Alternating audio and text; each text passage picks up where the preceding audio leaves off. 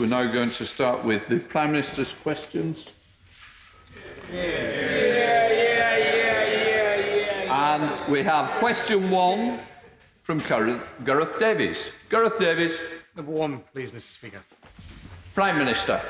Mr. Speaker, this morning I had meetings with ministerial colleagues and others in addition to my duties in this House. I shall have further such meetings later today. Gareth Davies. Thank you, Mr. Speaker. Can I start by congratulating the Prime Minister on his 1-year anniversary as Conservative Party leader? As we look at our long-term economic recovery, can the Prime Minister assure me that Lincolnshire will receive the required funding to boost digital connectivity for all the people of Grantham, Stamford, Bourne and our local villages? Yes, Mr. Speaker, indeed I can, and that's why we've not only pledged £5 billion in funding for gigabit-capable broadband across the country, including the hardest-to-reach areas, but in addition, a £34 million package of Lincolnshire superfast broadband, helping 135,000 households to benefit from gigabit-capable speeds. We now come to the Leader of the Opposition, the Right Honourable Keir Starmer. Thank you, Mr. Speaker. Can I start by welcoming reports this week of significant progress in the vaccine trials in Oxford? We all know there's a long way to go, but I want to record my thanks and admiration for everybody involved in this huge effort. Mr. Speaker, under my leadership, national security will always be the top priority for Labour. So I want to ask the Prime Minister about the extremely serious report by the Intelligence and Security Committee. It concludes that Russia poses an immediate and urgent threat to our national security and is engaged in a range of activities that include espionage, interfering in democratic processes and serious crime. The Prime Minister received that report 10 months ago. Given that the threat is described as immediate and urgent, why on earth did the Prime Minister sit on that report for so long?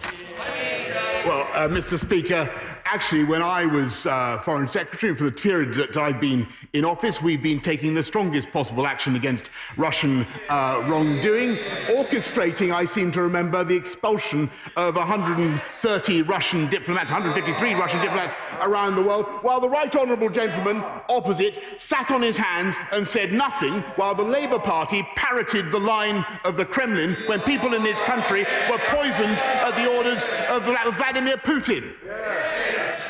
Mr. Speaker, I stood up and condemned what happened in Salisbury, and the Prime Minister, I supported the then Prime Minister on record. So I'd ask the Prime Minister to check the record and withdraw that. I was very, very clear.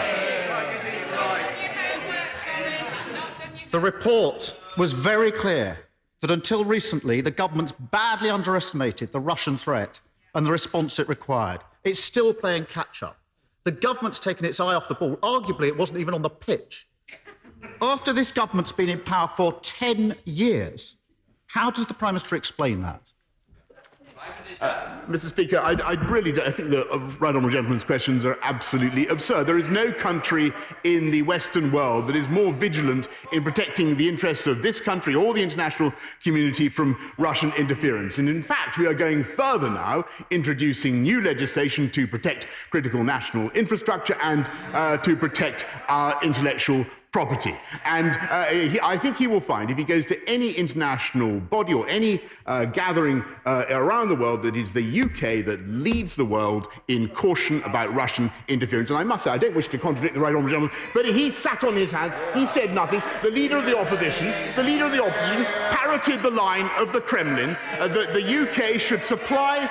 I didn't hear him criticise the then Leader of the Opposition. If he criticised the then Leader of the Opposition, then now is the time for him to set the record straight. Mr. Speaker, I was absolutely clear in condemning what happened in Salisbury, not least because I was involved in bringing proceedings against Russia on behalf of the Litvinenko family. That is why I was so strong about it. And Mr. Speaker, I spent 5 years as Director of Public Prosecutions working on live operations with the security and intelligence services, so I'm not going to take lectures from the Prime Minister about national security. The Prime Minister says he's going to bring forward... I think somebody wants to go for a cup of tea. We don't want an early bath, Keir Starmer. Mr. Speaker, the Prime Minister says he will bring forward new legislation. I want to make it clear to the Prime Minister we will support that legislation and work with the government. It's not before time. 18 months ago, the Prime Minister says the government's vigilant. 18 months ago, the Home Secretary said we don't have all the powers yet to tackle the Russian threat. And he said the Official Secrets Act are completely out of date. Other legislation's been passed in that 18-month period. This is about national security. Why has the government delayed so long in bringing forward this legislation? Mr. Speaker, this government is bringing forward legislation, not only a new Espionage Act, not only new laws to protect against theft of our intellectual property, but also a Magnitsky Act directly to counter individuals in Russia or elsewhere who transgress human rights. And there's been no doubt what this is really all about, Mr. Speaker. This is about pressure from the Islingtonian Remainers who have seized on this report to try to give the impression that Russian interference was somehow responsible for Brexit, Mr. Speaker. That's what this is all about. The people of this country didn't vote to leave the EU because of pressure from Russia or Russian interference. They voted because they wanted to take back control of our money, of our trade policy, of our laws. And the simple fact is that after campaigning for Remain, after wanting to overturn the people's referendum day in, day out, all the period when he was sitting on the Labour front bench, he simply can't bring himself to accept that. Can I just gently say to the Prime Minister, as I did last time, he may have to go to Specsavers. The chair is this way, not that way. If you can address me, it would be a lot better. Keir Starmer. Mr. Speaker, I see the Prime Minister's already on his pre-prepared lines. This is a serious question of national security. The Prime Minister sat on this report for 10 months and failed to plug a gap in our law on national security for a year and a half. Mr. Speaker, one of the starkest conclusions in the report is that the UK is clearly a target for Russian disinformation campaigns. The report also highlights that this is being met with a fragmented response across Whitehall and across the government. The report refers to this as a hot potato, with no one organisation recognising itself as having the overall lead. That's a serious gap in our defences. This is not about powers, it's about responsibility, Prime Minister. So how is the Prime Minister going to address that gap and make sure the UK meets this threat with the joined-up, robust response it deserves? Mr. Speaker, there is no other government in the world that takes some more robust steps to protect our democracy, to protect our critical national infrastructure, and to protect our intellectual property, as I have said, from interference by Russia or by anyone else. And frankly, I think that everybody understands that these criticisms are motivated by a desire to undermine the referendum on the European Union, that membership of the European Union, that took place in 2016, the result of which he simply cannot bring himself to accept. A serious gap in our Official Secrets Act, laying bare for 18 months, and that's all the Prime Minister has to say about it. One way the government can seek to clamp down on Russian influence is to prevent the spread of Kremlin-backed disinformation.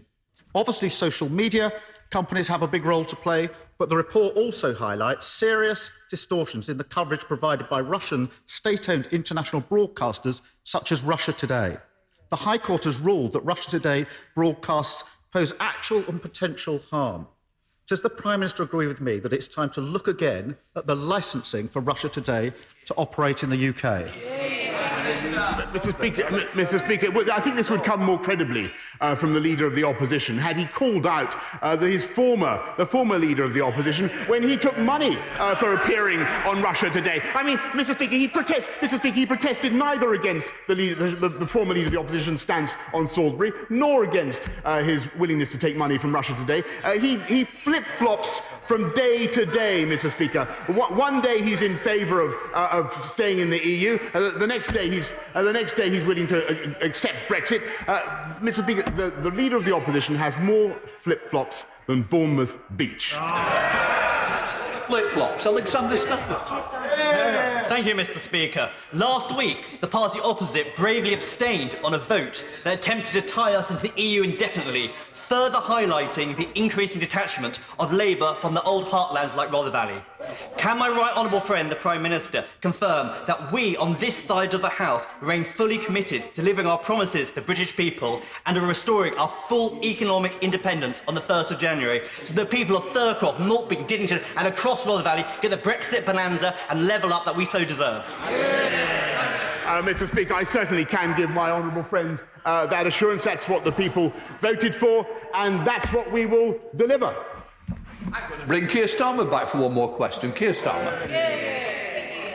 Mr. Speaker, pre-prepared gags on flip-flops. This is the former columnist who wrote 2 versions of every article ever published.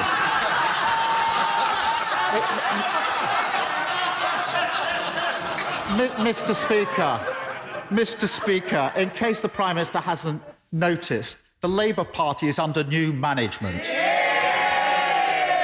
And no front bencher of this party has appeared on Russia Today since I've been leading this party. Finally, Mr. Speaker, I want to ask the Prime Minister about the appalling persecution of the Uyghur Muslims in China. We've all seen the footage of the Uyghurs being herded onto trains and heard the heartbreaking stories of forced sterilisation, murder and imprisonment. We support the Foreign Secretary, the Prime Minister and the government in their strong and clear condemnation of China for this in recent weeks. What further steps will the Prime Minister take? And in particular, will he consider targeted sanctions against those responsible? And will he lead a concerted diplomatic action with our international partners to make clear that this simply cannot be allowed to stand in the 21st century?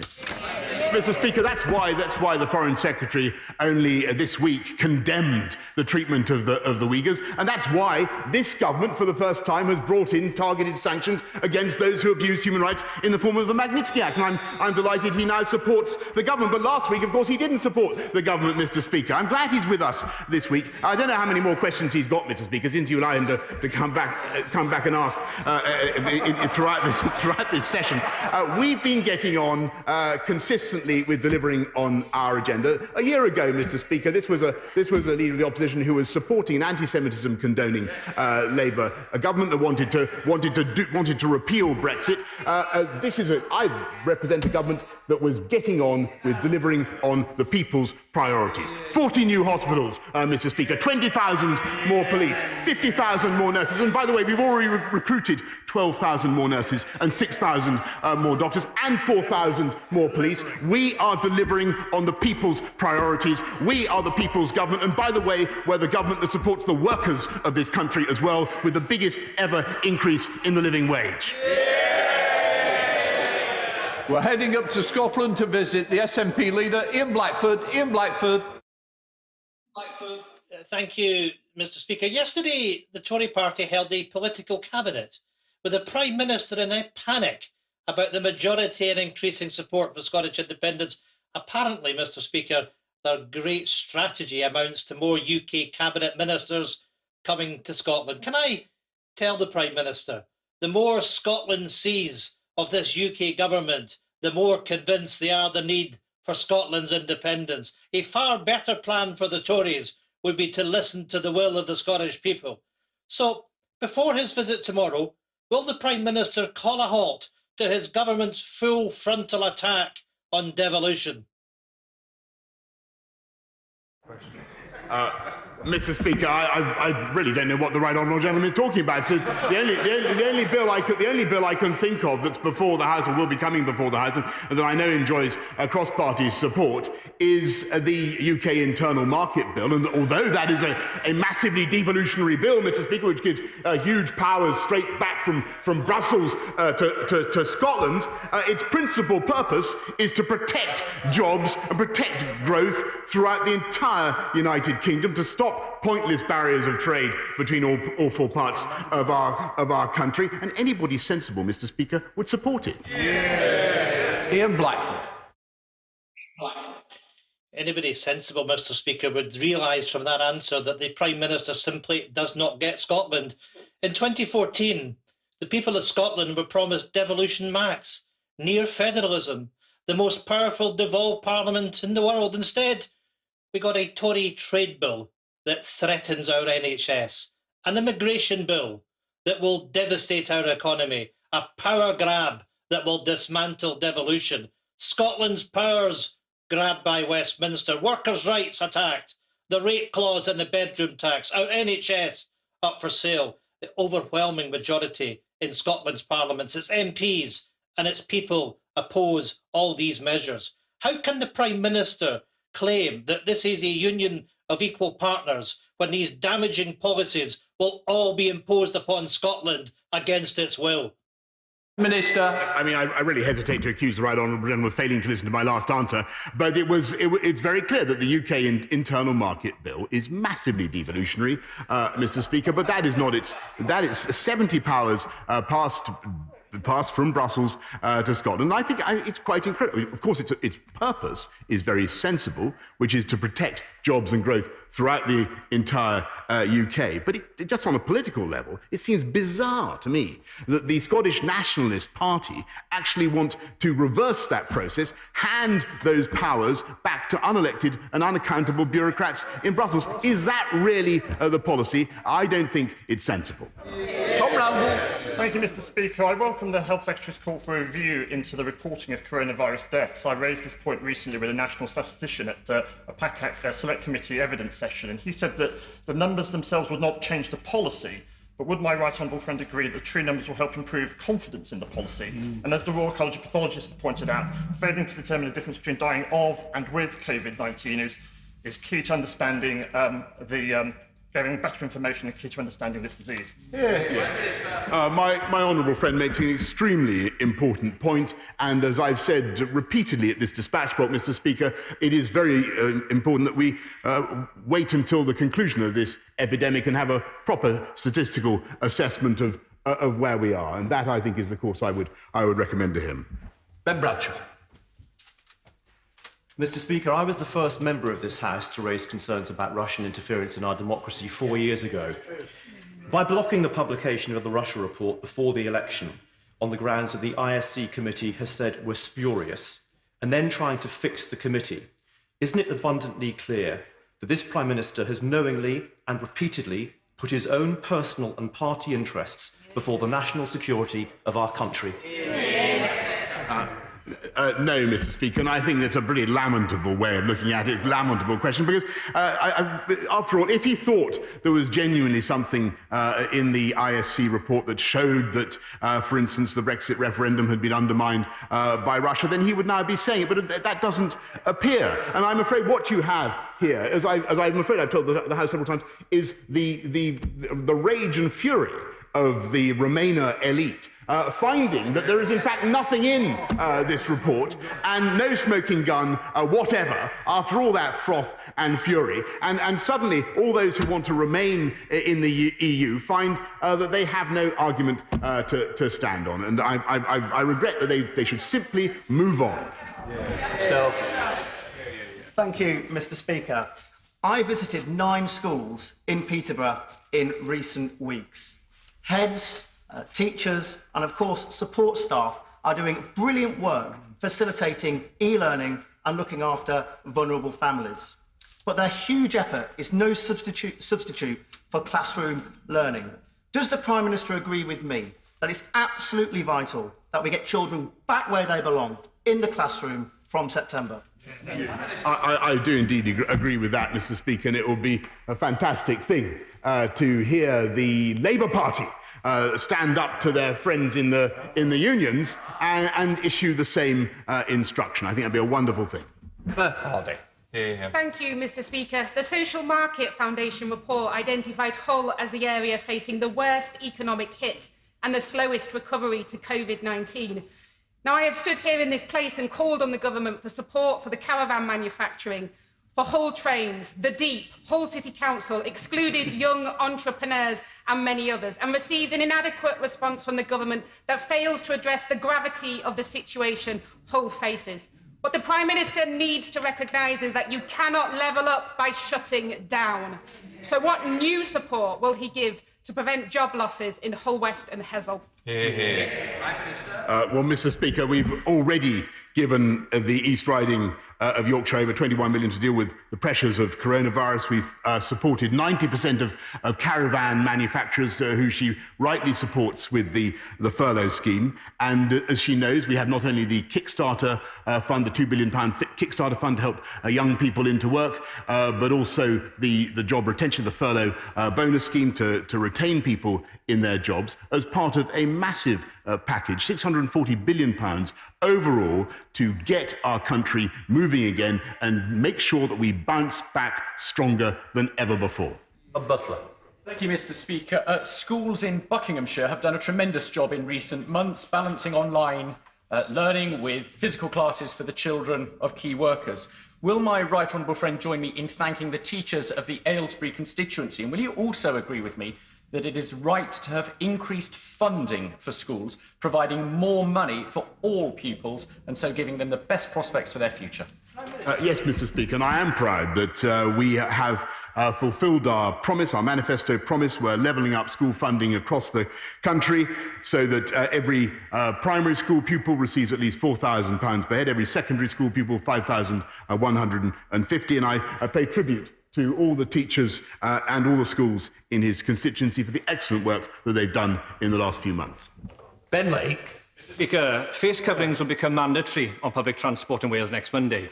Now, a zero VAT rating has been applied to most PPEs since the 1st of May, but at present it does not apply to non-medical face coverings. Will the Prime Minister therefore extend the zero rating to these items so that members of the public, especially those on low incomes, are not financially penalised for following the rules? Well, Mr. Speaker, as the honourable gentleman knows, and I thank him very much for his question, we have removed VAT from all PPE, including VAT on face masks that, as everybody knows, can protect from infection. And that removed the burden of VAT in care homes, NHS trusts, and for key workers. For homemade face masks, those which meet the PHE guidance will be covered and will continue to be covered by the zero rate. But I'm happy to ask the relevant minister to write to him to clarify the entire position. Liam Mellon.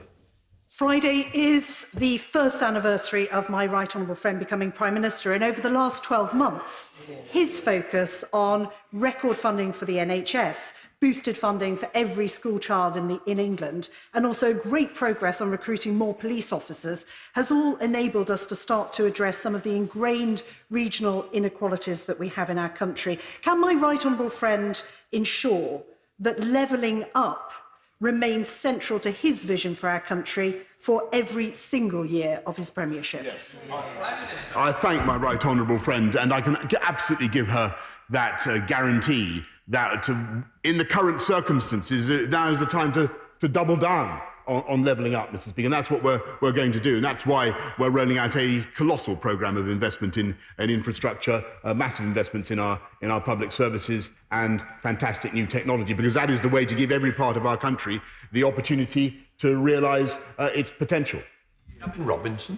Thank you very much, Mr. Speaker. On the 10th of July, the Prime Minister met Bethany from Crewe during People's Prime Minister's Questions, where she took the opportunity to raise the campaign for the extension of maternity leave as a direct consequence of COVID-19. And during that session, the Prime Minister not only undertook to look at the petition, but understood the significant ramifications lockdown has had on mums and parents who have missed out on childcare support, on health visitor access, on the availability of building bonds with wider family members and the community.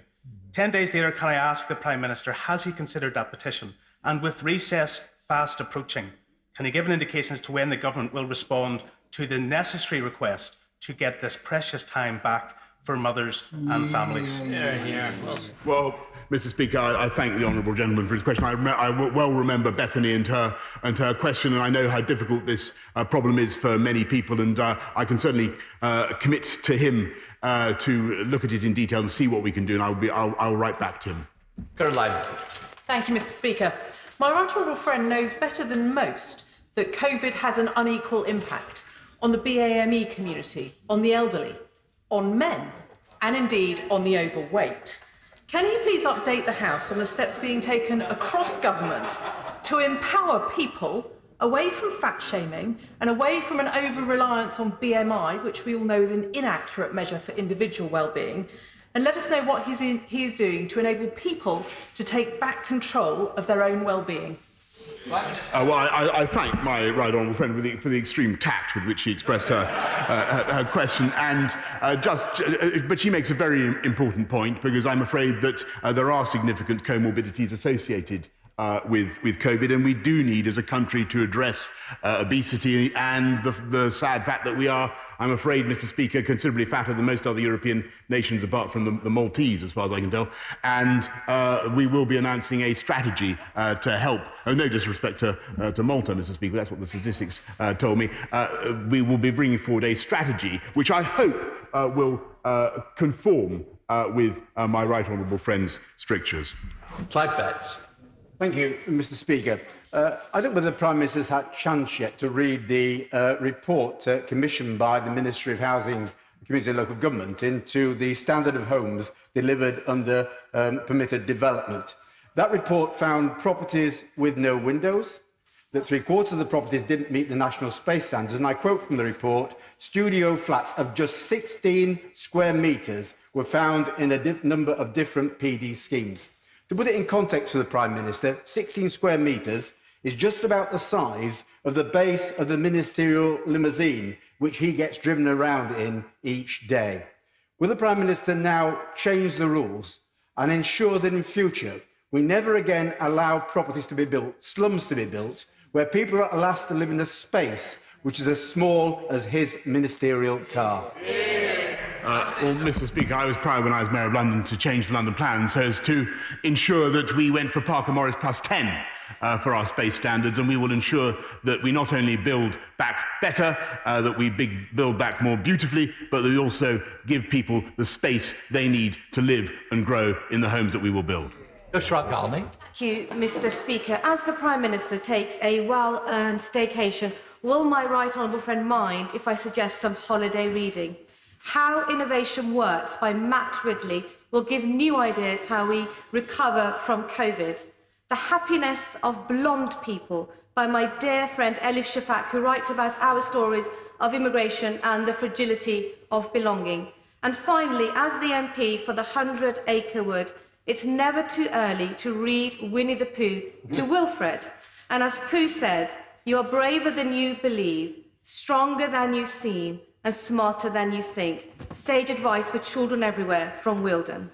Well, I think that's wonderful advice from my right honourable friend, which I will take to heart, and I look forward to joining her for a game of poo sticks in the 100-acre wood. And wouldn't it be a wonderful thing, Mr. Speaker, if the party opposite abandoned the spirit of Eeyore that currently seems to envelop them? Rachel Hopkins. Thank you, Mr. Speaker. Tonight I will be supporting Luton Town FC, who are fighting for their life in the Championship. Although businesses across Luton South are doing the same. If Luton needs to go back into lockdown, will the government introduce targeted financial support so local people can afford to adhere to health guidance? Yes, indeed, Mr. Speaker, and I thank the local authorities in Luton. The people of Luton are obviously working very hard to ensure that they contain the epidemic in Luton, as local authorities are doing around the country. We are supporting them, as she knows, with £3.7 billion of investment, as well as the £600 million for the infection fund, and further funds, £300 million to support local track and trace. But if local communities do have to go back into lockdown, we will take steps to support them as well. Megan Mahindra. Thank you, Mr. Speaker. I am wholeheartedly in support of this government's plans to level up our country and build. Many of my constituents are concerned, however, about a proposed housing development in Chorley Wood. Whilst it is important that we build more affordable homes, this cannot come at the expense of our beautiful countryside. Can the Prime Minister tell me how the government will balance the obligations local authorities have to build housing under local plans with protection for the greenbelt? Of course, Mr. Speaker, and I thank my honourable friend very much for his question, because it allows me to point out that there is massive opportunity to build back better on brownfield sites. And that is what we should prioritise, and that is certainly what we will be telling local authorities. Let's head to Scotland to the Deputy SNP leader, who is audio only. Kirstin Oswald. Thank you, Mr Speaker. Parliament will return after the summer recess to what manufacturing group Make UK describe as a jobs bloodbath because the Chancellor is ending the furlough scheme. We can see the impact on jobs and livelihoods coming over the horizon because of that furlough cliff edge. Mr Speaker, a meal deal doesn't cut it. What will the Prime Minister do to support strategic sectors and prevent unemployment reaching 1980s levels? Well, Mr Speaker, what we are doing already is, she knows about the job retention scheme, the bonus to employers to keep furloughed workers on of £1,000. She knows about the £2 billion Kickstarter fund that we've instituted, these programs, the Eat Out, Help Out programme, the VAT cut, many other things that we've done on top of the £160 billion we've invested in incomes and in jobs and livelihoods throughout this crisis. But of course, Mr Speaker, we will continue to do more as the economic ramifications of COVID unfold. And of course, we are preparing for that. And we will make sure we can't, as the Chancellor has said, we can't protect every job. We must be clear with the country. We can't protect every job, but no one will be left without hope. No one will be left without opportunity, and this country will bounce back stronger than ever before. Thank you, Mr Speaker. St Mawes in my constituency was recently placed first in Which's survey of the best coastal destinations in the UK. Falmouth, a coastal town, constantly punches above its weight with very little. Can my right honourable friend confirm that the government is looking at further financial measures to help the coastal towns that have been hardest hit in their time of need? Yes. Prime Minister. Yes, indeed I can, Mr Speaker. I thank my honourable friend, and I can tell her that we're funding 178 projects throughout England through the £180 million Coastal Communities Fund, and Truro will receive at least £500,000 from the Towns Fund this year to support the High Street and local community. Mr Speaker, as chair of the all-new parliamentary group on coronavirus, we are leading a cross-party rapid inquiry to make sure that we've learned the lessons from the UK government's handling of this pandemic before a second wave. We've had over 900 submissions so far, including those from bereaved families, those from who have long COVID, and also professional bodies like the BMA and the NHS Confederation. We will be releasing recommendations as we go throughout recess. I simply ask, would the Prime Minister take these recommendations seriously with the view to acting on them when we come back in September? So I will be very happy to look at whatever her committee produces. Order. I have a short statement to make about select committees. On Tuesday, the 24th of March, the House passed an order allowing for virtual participation in select committee meetings and giving chairs associated powers to make reports. I was given the power under the order to extend it, if necessary, on Monday, the 8th of June. I announced an extension till Thursday, the 17th of September. I can notify the House today that I am no further extending the order until Friday, the 30th of October. In order to allow the safe exit of honourable members participating in this item of business and the safe arrival of those participating in the next, I am now suspending the House for 3 minutes. Order.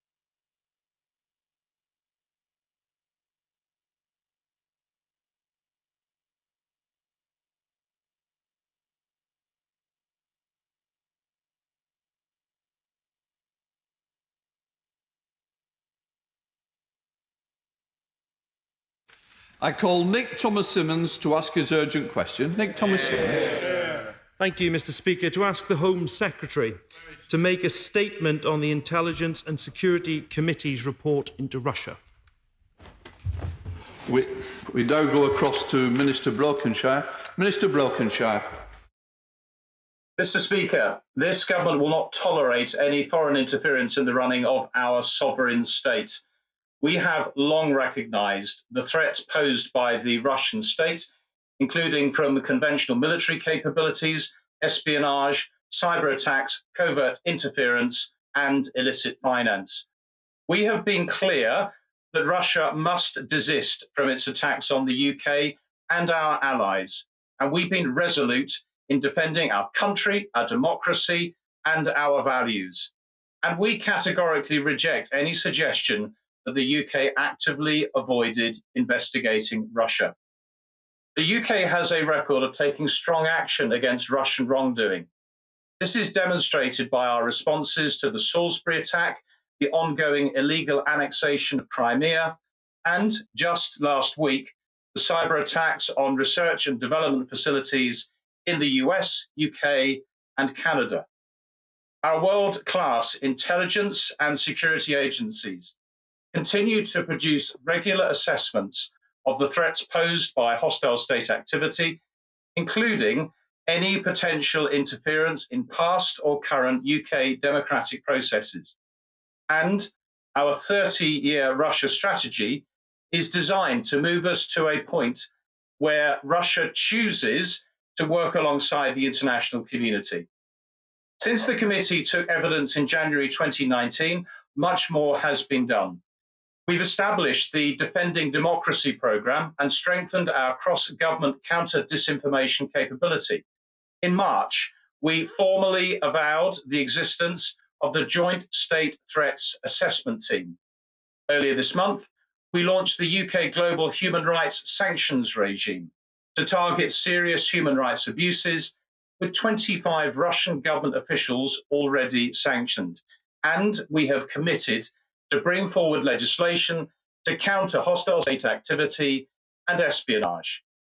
This will modernise existing offences to deal more effectively with the espionage threat and consider what new offences and powers are needed.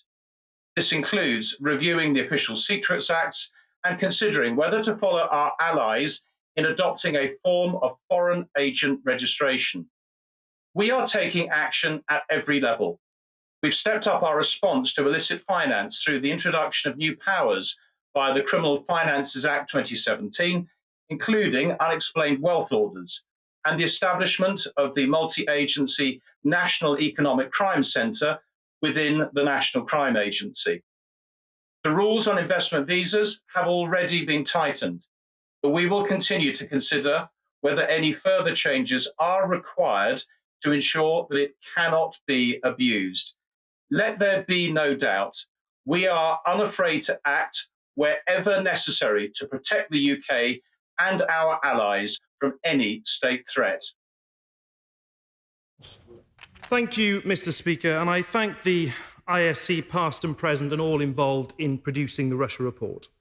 Until recently, the government had badly underestimated the Russian threat and the response it required. Not my words, but the damning indictment of deep systemic failings in the government's approach to security the Russia report sets out. And it isn't so much the government studied what was happening and missed the signs. The truth is they took a conscious decision not to look at all, as in the case of the 2016 referendum. And if there's any doubt about the failure of ministers to look, let me tell you what the report says. The written evidence provided to us appeared to suggest that Her Majesty's government had not seen or sought evidence of successful interference in UK democratic processes. Who provided the written evidence? Check the footnote, the government itself. No wonder the government was so desperate to delay the publication of this report. Sitting on it for months and blocking its publication before a general election was a dereliction of duty. And let me say, Mr. Speaker, we have no issue with the Russian people. It is the Russian state that is involved in a litany of hostile activity. Cyber warfare, interference in democratic processes, illicit finance, and acts of violence on UK soil. And the report finds a failure of security departments to engage with this issue to the extent that the UK now faces a threat from Russia within its own borders. Does the Minister accept that this is in a situation when the UK is, as the report says, a top target for the Russian regime? And does the Minister also accept that on defending the UK's democratic processes and discourse, there was no single organisation offering leadership in government? Instead, it was, in the words of the report, a hot potato passed from one to another with nobody taking overall responsibility. I thank our security services for the work they do, but they need help, and this report makes clear they have not received the strategic support, the legislative tools, or the resources necessary to defend our interests. The report concludes recent changes in resourcing to counter Russian hostile state activity are not only due to a continuing escalation of the threat, but appear to be an indication of playing catch-up. When will the government stop playing catch-up? Anyone who saw the Prime Minister's failure to engage on this at Prime Minister's questions will be extremely worried. When will the government treat this with the seriousness it deserves, act on the findings of the report, and put the security of our country first? Well, Mr. Speaker, the one thing that I agree with in terms of what the Right Honourable Gentleman has said is the threat that we face from Russia, as I made very clear in my opening statement, in terms of all of the different varieties of threat that presents itself. We recognise, and have always recognised, the enduring and significant threat posed by Russia, and Russia remains a top national security priority for this country. However, in terms of the other assertions that he makes, I reject them. And I think it is a bit rich for the Labour front bench to lecture this government in respect of its stance in relation to Russia, given that the Foreign Secretary, the Shadow Foreign Secretary herself, even said at the weekend that the Labour Party had got it wrong in relation to its position. The Right Honourable Gentleman highlighted the issue of strategy. And again, I would point to the Russia strategy that was implemented in 2017, and indeed the cross-government Russia unit that is focused on all of this and actually brings things together across government with accountability through the National Security Council. He highlights the issue of the protection of our democracy. And unlike the party opposite, I am proud that we stood on a manifesto, a Conservative manifesto, that committed to defend our democracy and highlighting that we will protect the integrity of our democracy by introducing identification to vote at polling stations, stopping postal vote harvesting, and measures to prevent any foreign interference in elections. And I look forward to the party opposite supporting those measures in a way that they did not in terms of their own manifesto at the last general election. And in terms of our approach, we are clear-eyed in relation to the threat that Russia poses. That is why we have taken the steps that we have. And indeed, as I outlined, all of the different measures that we have implemented over the last months and years. And indeed, to set out that message to Russia, that whilst we want to maintain that dialogue with them, there can be that no normalisation of our bilateral relationship until Russia ends the destabilising activity that threatens the UK and our allies and undermines the safety of our citizens and our collective security. We take the issue of our national security incredibly seriously. And as I say, I will take no lectures from the party opposite in putting the interests of this country first. The Chair of the Intelligence and Security Committee, Dr. Julian Lewis. Thank you, Mr. Speaker. Given that the Minister has so much to say on this subject, it's really rather sad that it's having to be said in the context of an urgent question rather than a voluntary statement by the government. The Russia report could not have been produced to this high standard without the dedication, the expertise, and above all, the objectivity of the ISC's brilliant staff some of whom I've worked with previously. Yet, according to the journalist Tim Walker, some people within government tried to sack the Secretariat and make political appointments. Will my right honourable friend, as I still regard him, resist the temptation to fob us off with cliches about not believing everything you read in the media, and give this House now a categorical commitment that no party political special advisers will be allowed anywhere near the Intelligence and Security Committee? Thank you, Mr. Speaker. Can I thank my honourable friend in relation to what he has said about the work of the Intelligence and Security Committee of Parliament?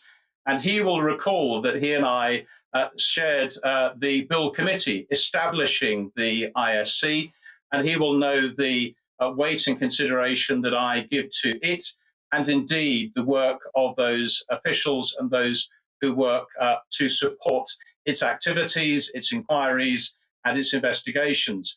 And he can certainly have my assurances to the weight and the support that I give to his committee.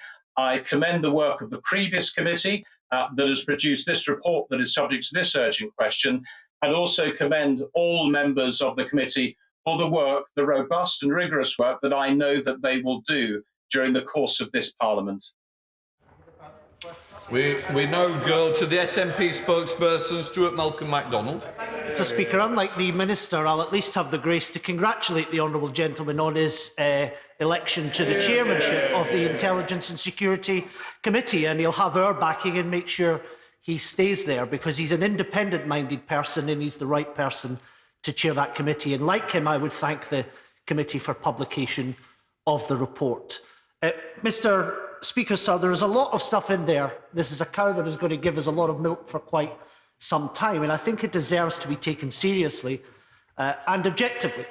I think the issues it raises in relation to actively looking the other way as far as interference into the Brexit referendum need to be addressed, and need to be addressed objectively by both the government and indeed by the opposition. That also applies to what it has to say about the Scottish referendum. I have banged on more about this than any other MP or politician in Scotland. In fact, in Scotland, Mr. Speaker, my party has a stronger record on this than any other political party. So let's have the inquiry into Brexit and the 2014 referendum campaign. Let's bring that forward, and let's be clear that that is only something that the United Kingdom government can do. And if it does, he will have my support in doing so. But can I ask him, when does the government intend to bring forward the legislation that he mentions, for example, on foreign agents? And can he also clarify that there will be ample time to debate the rather confused and obscure effort across government in order to counter the threat seriously? Minister Brokenshire. To the honourable gentleman is that we have produced our response to the committee's report, and I would commend him to look at that, because it does underline on this issue that he highlights around an inquiry that it is the work of the intelligence and security agencies to assess any new evidence as it emerges. And given this long-standing approach, we do not believe it is necessary to hold a specific retrospective inquiry. If there were evidence available to be found, it would emerge through our existing processes. And we have seen no evidence of successful interference in the way that has been described by some. And indeed, it does leave, I think, many people to think that this is more about re-arguing some of the issues over the Brexit referendum itself, not respecting and reflecting the outcome of that referendum. In terms of the legislation, we are working at pace in relation to that, and I am quite sure that there will be plenty of opportunities in this House to debate that, as well as other issues related to this report. Thank you. Mr. Speaker, this report highlights concerning aspects of Russian interference in UK affairs with a sinister combination of 21st century technology and tactics that are reminiscent of the Cold War.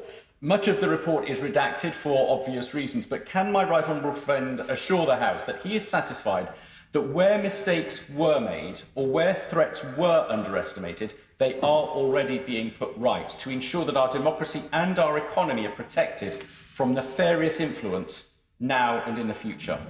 Minister.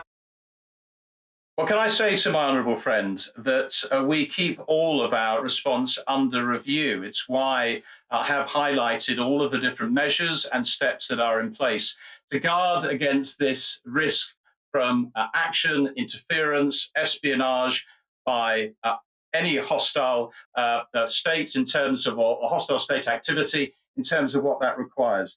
And so it is why we, for example, in 2017, established the NSC endorsed Russia strategy. But he can have my assurance as to the steps that we have taken and the steps that we will continue to take to guard our security and ensure that national security is absolutely at the forefront.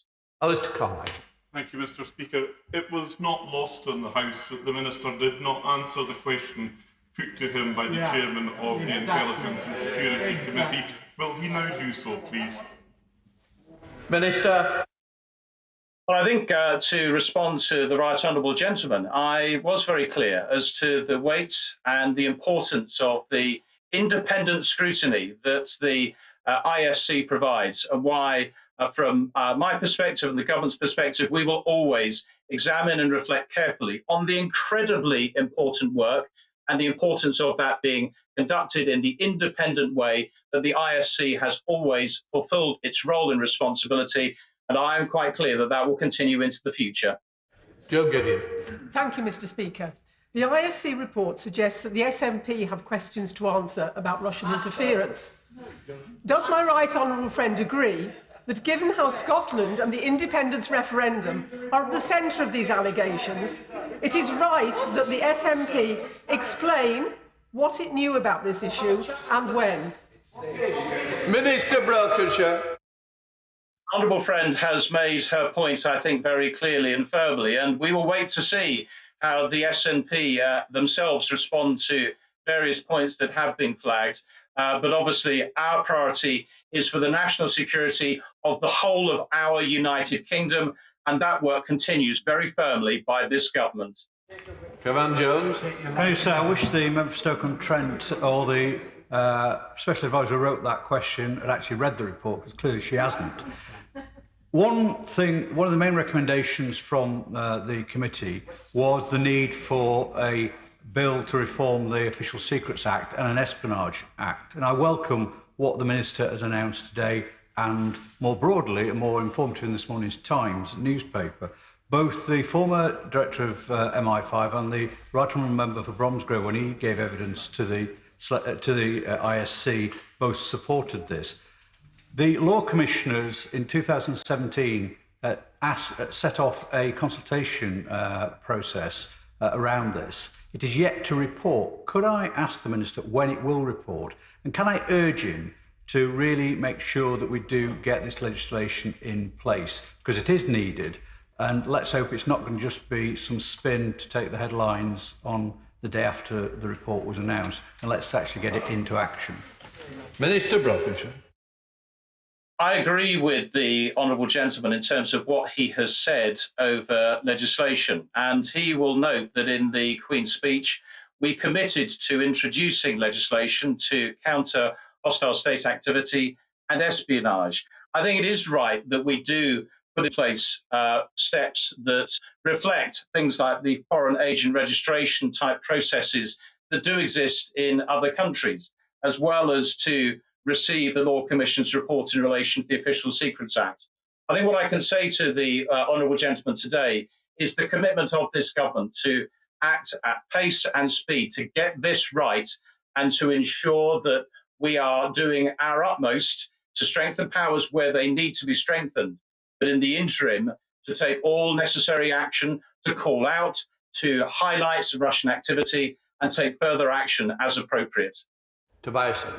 Thank you, Mr. Speaker. As a Select Committee Chair, could I welcome this report? I think scrutiny is good. It helps raise the bar, and I think is also healthy for democracy.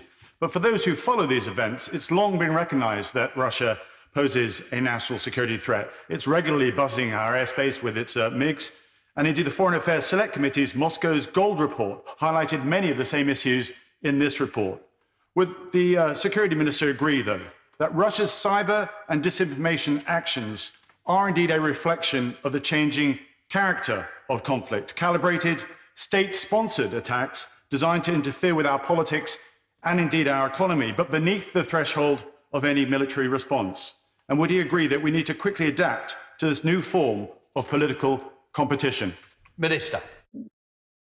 I do agree with what my honourable friend has said, and I commend the ISC and his committee for their work, for their reports, and the way in which they have put this into focus.